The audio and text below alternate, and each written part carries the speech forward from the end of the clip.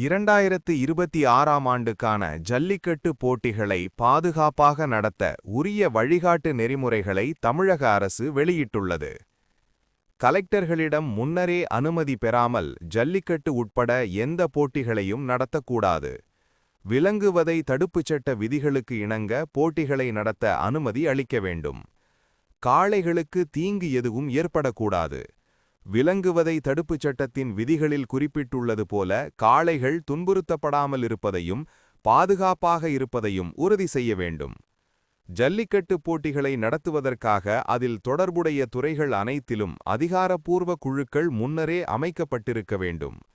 அனைத்து தரப்பினருக்கும் உரிய விழிப்புணர்வு மற்றும் புரிதலை ஏற்படுத்துவது மிகவும் முக்கியம். போட்டி நடத்துவது தொடர்பான அனைத்து விண்ணப்பங்களையும் இணைய வழியில் மட்டுமே அனுப்ப வேண்டும். அப்போதே காப்பீட்டு ஆவணங்களை சமர்ப்பிக்க அறிவுறுத்துவது அவசியம். ஜல்லிக்கட்டுக்கு தொடர்பு இல்லாத இடங்களில் போட்டிகளை நடத்த வேண்டும் என்று சமர்ப்பிக்கப்படும் விண்ணப்பங்கள் பரிசீலிக்கப்பட மாட்டாது. குழப்பங்கள், தவறுகளை தவிர்க்க ஒழுங்குமுறையுடன் போட்டிகள் நடத்தப்படுகிறதா என்பதை சரிபார்க்க வேண்டும்.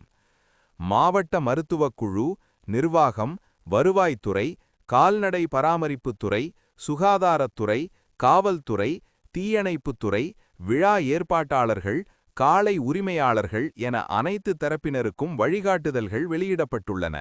அதன் அடிப்படையில் அனைவரும் செயல்பட வேண்டும். போட்டிக்களத்திலிருந்து வெளியேறும் காளைகளுக்காக கால்நடை மருத்துவக் குழுக்கள் தயார் நிலையில் இருக்க வேண்டும். தேவைப்படும் காளைகளுக்கு உடனடி சிகிச்சையை அவர்கள் அளிக்க வேண்டும். போட்டிக்களத்தில் பார்வையாளர்கள், வெளிநபர்கள், வீரர்கள் அல்லாதவர்கள் இருக்க அனுமதியில்லை. அதனை காவல்துறை உறுதி செய்ய வேண்டும். இந்த நெறிமுறைகள் மஞ்சுவிரட்டு, வடமாடு, எருதுவிடும் நிகழ்ச்சிகளுக்கும் பொருந்தும்.